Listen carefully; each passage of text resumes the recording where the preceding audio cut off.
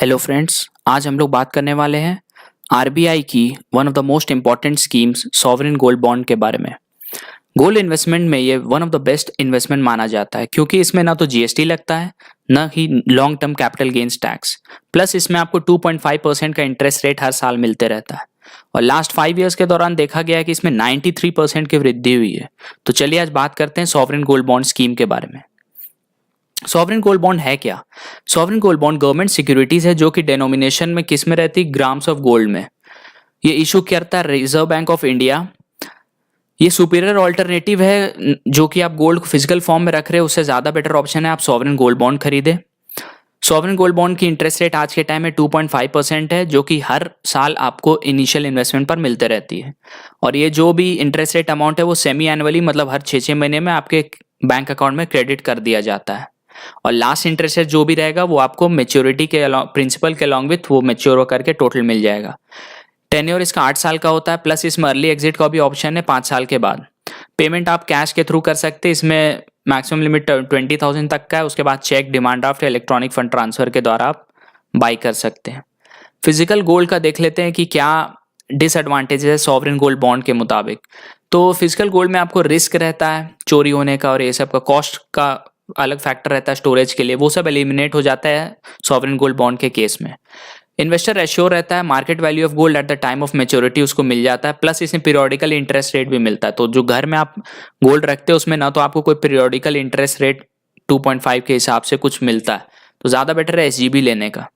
SGB free होता है from issues like making charges और प्योरिटी, ये सब का पंगा रहता है फिजिकल गोल्ड लेने के टाइम में, जो कि सॉवरेन गोल्ड बॉन्ड के टाइम में ये सब नहीं होता है। बॉन्ड्स जो भी हेल्ड होता है वो आरबीआई या डीमैट फॉर्म में रहता है, तो आपको इसमें रिस्क एलिमिनेट हो जाता है। इसमें बस एक ही रिस्क होता है सॉवरेन गोल्ड बॉन्ड में, कैपिटल लॉस का। अगर जब आपका मेच्योर्ड अमाउंट मेच्योरिटी का टाइम आता है, अगर उस टाइम मार्केट में गोल्ड का वैल्यू बहुत गिर गया तो आपको नुकसान हो सकता है। वैसे लास्ट 5 ईयर्स में तो देखा गया कि गोल्ड 93% तक बढ़ा है। कुछ स्टैटिस्टिक्स देख लेते हैं। आरबीआई के एनुअल रिपोर्ट 2019-20 के हिसाब से करीब करीब आज अभी तक 9,652 करोड़ का इन्वेस्टमेंट हो चुका है, सॉवरेन गोल्ड बॉन्ड इशू किया जा चुका है आरबीआई के द्वारा, जो कि इक्विवेलेंट है आज के टाइम में 31 टन्स अबाउट गोल्ड के। और 37 ट्रांच में ये इशू हो चुका है, लगभग हर मंथ इसका ट्रांच का इशू कर दिया जाता है। लेटेस्ट जो एसजीबी स्कीम जो आया था वो 9 तारीख को आया था, 9 नवंबर से 13 नवंबर के बीच में। उसमें फिक्स किया गया था 5,177 रुपीज़ पर ग्राम गोल्ड का। इसमें 50 पर ग्राम आपको रिबेट मिलता है अगर आप ऑनलाइन खरीदते हो तो। लेटेस्ट प्राइस यही इंडिकेट करता है कि लास्ट 5 साल में 93% ग्रोथ देखा गया। जैसे कि सबसे पहला जब ये ट्रांस इशू हुआ था नवंबर 2015 में, तब इसका रेट था ₹2,684 पर ग्राम, और आज के टाइम में अभी नवंबर में जो हाल ही में इशू हुआ था उसका प्राइस था ₹5,177 पर ग्राम। तो आप देख सकते हैं कि इसमें करीब करीब 93% का ग्रोथ देखा गया है। तो आज भी ये बेस्ट इन्वेस्टमेंट ऑप्शन है। और ये देख लेते हैं रिजर्व बैंक के वेबसाइट के अकॉर्डिंग अब फर्दर ट्रांच कब इशू होने वाली है। अभी जो विंडो नेक्स्ट ओपन होने वाला है वो दिसंबर 28 से 1 जनवरी के बीच में ओपन होने वाला है। जैसे ही आप इसमें अप्लाई करोगे, खरीदोगे, तो अब आपको इशू होता है 5 जनवरी को। तो वैसे ही 11 to 15 जनवरी डेट ऑफ सब्सक्रिप्शन है, इशू होगा 19 जनवरी। फर्दर फरवरी 1 to 5 और मार्च 1 to 5 में इशू होने वाला है। फिर एलिजिबिलिटी देख लेते हैं कि कौन कौन एलिजिबल है सॉवरेन गोल्ड बॉन्ड के लिए। कोई भी individual, Hindu undivided family, trust, university, charitable institutions और जो भी गवर्नमेंट के द्वारा नोटिफाई किया जाएगा नोटिफिकेशन में, वो लोग इन्वेस्ट इसमें कर सकते हैं। माइनस भी इसमें इन्वेस्ट कर सकते हैं, प्रोवाइडेड गार्जियन उनके बिहाफ में वो एप्लीकेशन फॉर्म भरे। बॉन्ड जो भी होगा वो आप गिफ्ट कर सकते हो, ट्रांसफर कर सकते हो किसी भी रिलेटिव, फ्रेंड या कोई भी, जो कि प्रोवाइडेड ये है कि इसमें एलिजिबिलिटी कंडीशन फुलफिल करे। कोई भी इन्वेस्टर है जो जिसका रेसिडेंशियल स्टेटस चेंज हो जाता है from resident to non resident, उनको टेंशन लेने की कोई बात नहीं है। अगर उन्होंने गोल्ड बॉन्ड रेसिडेंट होते हुए खरीदा था और नॉन रेसिडेंट होने के बाद मैच्योरिटी अमाउंट उनको मिल जाता है, वो सीज नहीं किया जाता है। फिर ये देखते हैं फीचर्स क्या है सॉवरेन गोल्ड बॉन्ड की। इसमें जॉइंट होल्डिंग भी अलाउड है एसजीबीज में, प्लस इसमें कोई टीडीएस एप्लीकेबल नहीं होता है।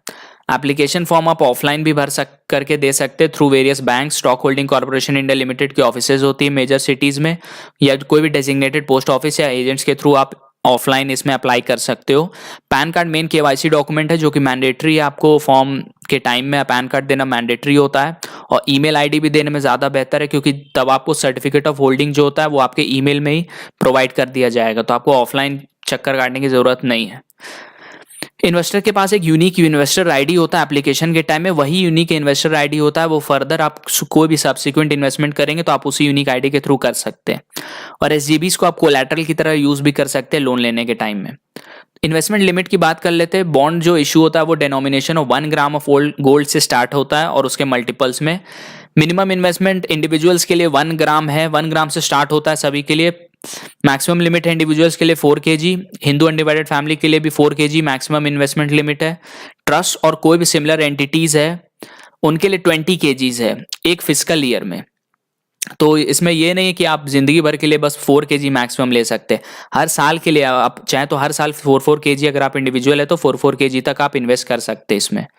जॉइंट होल्डिंग में लिमिट जो भी अप्लाई हो रहा है ये सिर्फ फर्स्ट एप्लीकेंट के लिए होता है, सभी एप्लीकेंट के लिए नहीं होता है। Each family member can by the bonds in his और हर ओन नेम। और ये जो भी इन्वेस्टर है वो अपना सीलिंग जो होता है वो सिर्फ एक फिजिकल ईयर के लिए ही होता है, जो भी मैक्सिमम लिमिट है।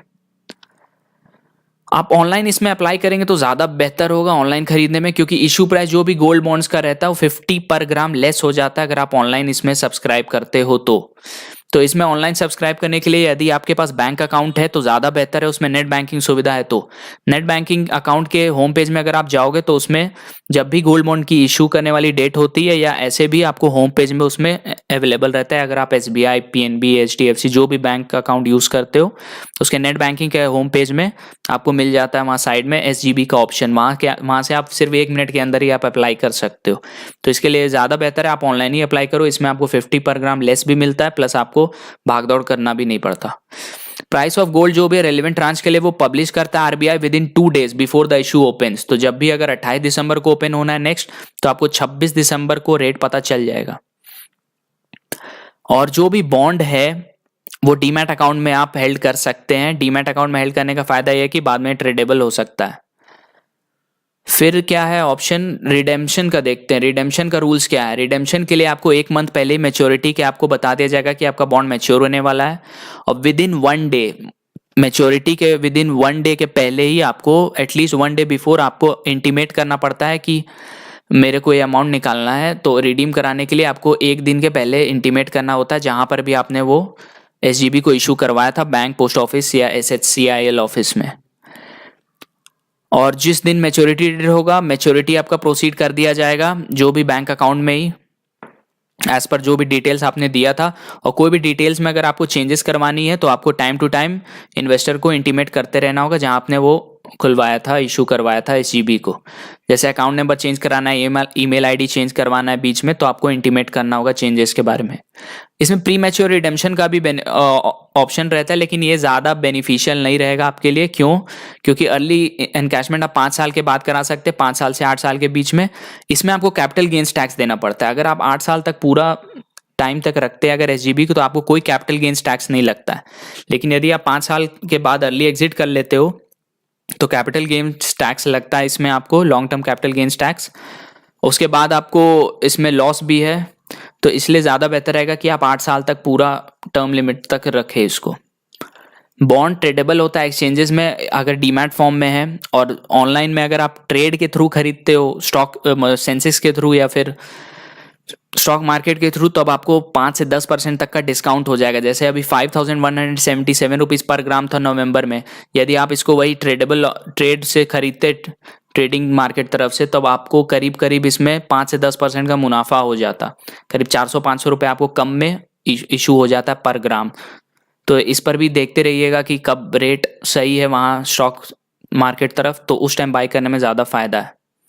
और प्री मैच्योर रिडम्पशन के टाइम में इन्वेस्टर अप्रोच कर सकते हैं कोई भी कंसर्न बैंक या जहां पर भी उन्होंने अकाउंट खुलवाया था 30 days before the coupon payment date, तभी आप प्री मैच्योर रिडम्पशन करवा सकते हैं।